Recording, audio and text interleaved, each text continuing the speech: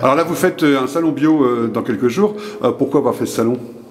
Alors ce salon, c'est parti d'une idée de cohésion, d'essayer de ressouder un groupe qui se connaît mal, déjà, un groupe de vignerons bio, de Saumur et du Saut de Saumurois, qui a peu l'occasion de se rencontrer.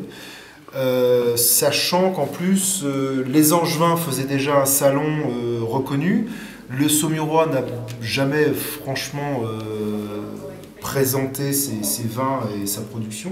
Donc vous êtes 23, c'est ça? On est 23 aujourd'hui. 23 bio. 23 tous en bio. Alors pas forcément tous les vignerons en bio ne seront pas présents parce que tout le monde n'a pas forcément eu le temps de... Vous avez défini des critères, je crois. Alors les critères, oui.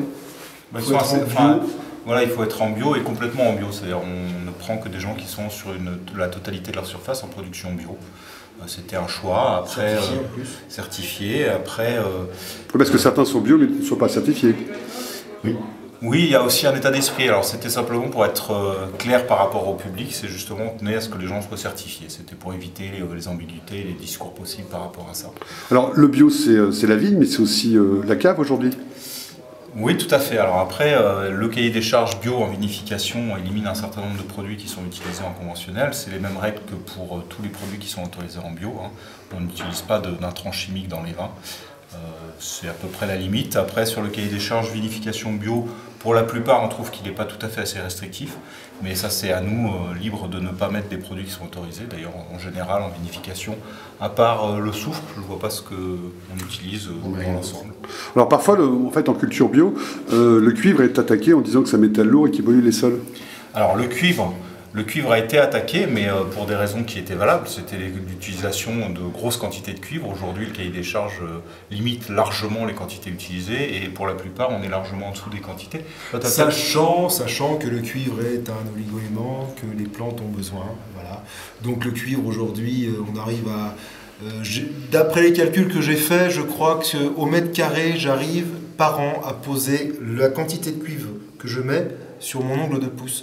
Donc a priori aujourd'hui la pollution elle est bien loin de nous. Donc vous la faites en plusieurs fois, donc aussi les antibio disent souvent que en fait le bilan carbone du fait de vous passer souvent en tracteur est mauvais. C'est pas vrai parce que quand on fait le point sur 10 ans, on s'aperçoit que les vignerons qui ne sont pas en bio souvent font à peu près le même nombre de passages que nous.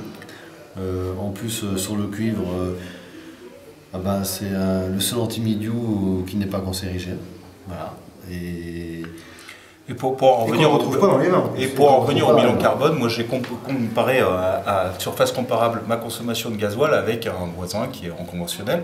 On a la même consommation à l'hectare. Il faut savoir que moi, effectivement, j'ai plus d'herbe que lui dans mes vignes, donc je passe moins souvent, j'épointe moins souvent aussi parce que j'ai une vigueur qui est plus faible.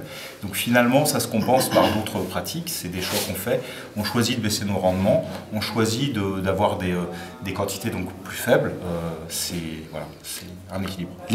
Les vignerons pas bio, en plus, utilisent aussi du cuivre sur le dernier ou les 2 derniers traitements.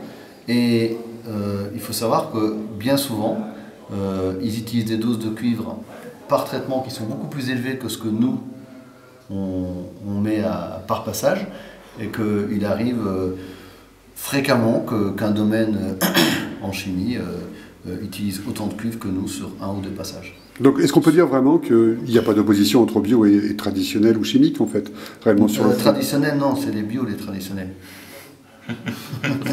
La chimie, on en fait depuis que 40 ans. Après 10 000 ans d'histoire de l'agriculture, ça fait que 40 ans qu'on fait de chimie. Donc je pense qu'on n'a rien inventé. Par contre, ce qu'on connaît aujourd'hui nous permet, et puis l'évolution du matériel nous permet de travailler dans des conditions formidables et de faire des... Et un domaine viticole en bio est rentable? Oui, bien sûr. Évidemment. Non seulement il est rentable, mais socialement, il est super rentable parce qu'on embauche plus de monde. Donc les gens qu'on embauche, ce sont des gens qui vont aussi faire vivre les boulangers du coin et les bouchers et puis mettre leurs enfants dans les écoles. Je veux dire, c'est la vie des villages d'avenir. Je veux dire, le bio ne s'arrête pas uniquement à la protection de la santé et de l'environnement, mais aussi à la protection de la société. Ouais. Voilà, on devient On garde une population rurale dans les villages, quoi. Voilà, et c'est nous qui allons soutenir la vie rurale à l'avenir. Alors est-ce qu'on peut dire vraiment qu'il y a un goût différent des vins bio ? Oui, j'en suis pratiquement sûr, parce que la bio, pour les vins en tout cas, on repart sur des vins qui ont de la verticalité, une acidité qui revient, sans pour autant être péjoratif, mais ce sont des vins qui ont plus de verticalité, plus d'honnêteté. Moi je pense qu'Antoine avait quelque chose à dire qui était très juste là-dessus, par rapport à tes dégustations de vins bio et de vins conventionnels. Ouais, je suis un peu... déjà, pour mon histoire personnelle, je sors d'une culture conventionnelle où je suis passé en culture biologique par des choix, la passion de la terre, les réflexions, les dégustations que j'ai pu faire m'ont fait réfléchir et basculer justement sur une agriculture plus cohérente à mes yeux maintenant, plus proche, plus faire corps avec la plante, faire corps avec le sol pour en sortir des produits beaucoup plus intègres à mon goût maintenant. Est-ce que le goût est différent là ? On peut avoir une certaine typicité dans un style de pureté. Je trouve que les vins en agriculture biologique, biodynamique, ont plus de dynamisme, un peu plus de caractère, de singularité dans le produit. Maintenant, la dégustation reste très subjective. Je m'avance pas plus que ça. Je suis conscient du changement de vin que j'ai fait en basculant d'une culture à une autre, sans aucun regret dans le style, quoi. Moi j'ai quand même une remarque à faire par rapport à ça. On parle de culture de la vigne et de vin, et donc de culture du raisin. Tout le monde fait la différence entre une tomate cultivée dans le jardin du grand-père et une tomate qui est cultivée avec des processus un peu plus intensifs. Je pense que le vin, c'est avant tout la qualité du produit, et la qualité du produit, c'est le raisin. Et je pense que forcément, si on a un raisin de qualité, on aura un vin différent. Après, la notion de meilleur... La notion de saveur dans le fruit, pour moi, est primordiale, quoi.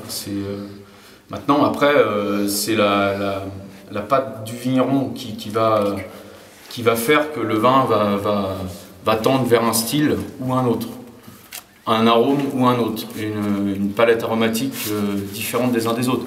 On est tous dans la même vision du produit. Maintenant, on fait des vins avec nos personnalités. Des vins d'auteur. Ça, c'est ce qui me fascine dans ce mode de culture.